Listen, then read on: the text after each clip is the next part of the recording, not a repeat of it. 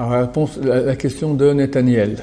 Alors pourquoi il y a autant de divergences dans les poskim et pourquoi maintenant on ne pourrait pas regrouper tous les poskim en trancher en une seule fois pour qu'il y ait une Torah commune à tout le monde, que tout le monde fasse la même chose. Et du coup il n'y a plus ni Nagim, il n'y a plus... Plus de discussions, tunisiens, marocains, ashkénazes, polonais, libanais. Ça aurait lieu à l'époque messianique. Mais auparavant, c'est nécessaire. Il est nécessaire qu'on passe par là. Et moi, dans ma vie, j'ai fait tchouva à 22 ans, je suis rentré à l'Yeshiva. Et je me suis posé beaucoup de questions dans la vie, qui, quoi, comment, donc où. Et j'ai eu 2 preuves comme quoi le judaïsme était vrai. La première, je faisais la philo à l'époque, et en philo, on avait appris un principe qui s'appelle l'altérité. Qu'est-ce que c'est l'altérité? C'est le mot alter en latin qui signifie autre. Ça veut dire qu'il y a un principe qui dit que tout ce qui est absolu, je ne vais pas dire Dieu en philosophie, mais absolu, l'absolu, ce qui est infini, absolu, contrairement à l'humain qui est contingent et petit, etc. Subjectif, l'objectif absolu, tu as subjectif. Le subjectif, le contingent, par définition, ne peut pas comprendre l'absolu. C'est impossible. Comment je peux comprendre Dieu?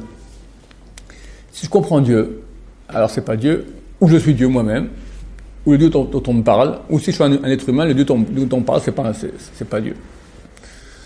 Maintenant, d'après cela, toute vérité absolue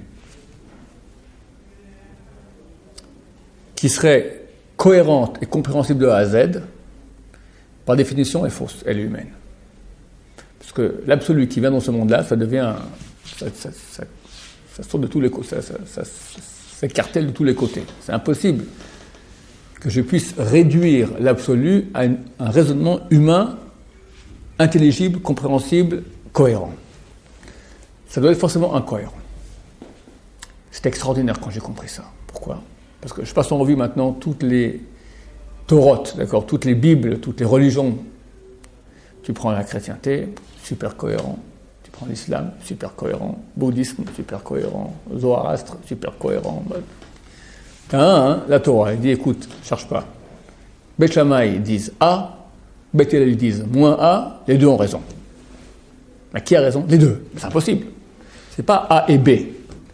A et moins A. Si un a raison, l'autre a tort. Et si l'autre a raison, le premier a tort. Et la Torah, elle tranche. Elou divrei Elokim chaim. Celle-là et celle-là, ces deux avis sont des paroles du Dieu vivant. C'est extraordinaire. Ça veut dire que la Torah n'a pas froid aux yeux de dire un truc complètement incohérent.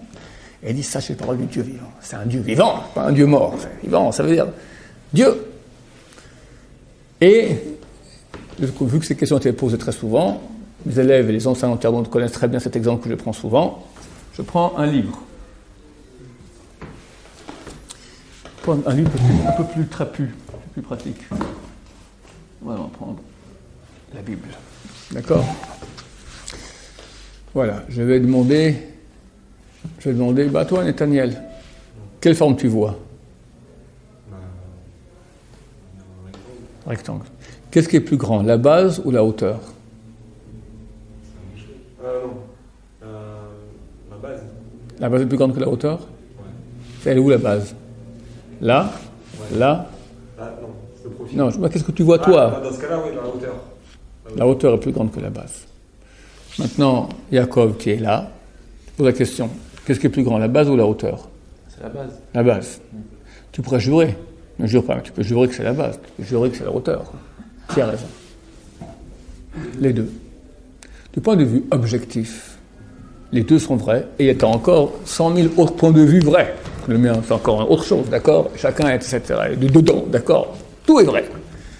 Maintenant, subjectivement, chacun donne un autre avis du point de vue de son point de vue, d'où il voit. La Torah comprend ça très bien. Maintenant, ta question est pourquoi les grands poskim, les décisionnaires, un dit comme ça, l'autre dit comme ça. Chacun provient d'un autre point de vue dans le monde des âmes. D'accord? Il y a un monde des âmes, toutes les âmes juives. Chacun provient d'un autre endroit. Et chacun de son point de vue voit la vérité de façon différente. Donc lui se battra de toutes ses forces pour prouver que l'autre a tort et lui a raison. Et l'autre, tout le contraire. Et les deux sont vrais et les deux doivent être là.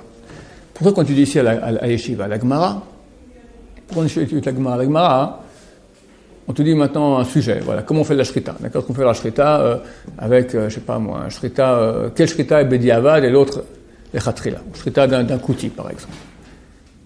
Mais 4 pages pour ça. Dit permis, interdit. L'un dit comme ci, l'autre dit comme ça, l'autre est torqué, tatati, tatata, tatata. Pourquoi tu fais tout ça? Tu prends un Shulchan Aruch, la shrita d'un kouti interdite, point barre, ok, suite, économiser 4 pages. Pourquoi ça? Parce que ce que tranche Shulchan Aruch, c'est un avis. Il est juste, c'est celui par lequel on doit agir. On n'agit pas comme Beth Shammai et Beth Hillel.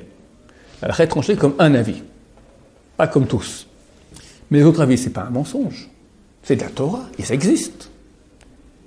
Il y a une réalité de vérité qui est la leur. La Torah, c'est la vérité, donc elle doit tout dire. Donc elle donne tous les avis.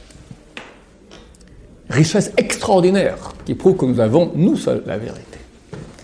Baruch Adonai, Amen.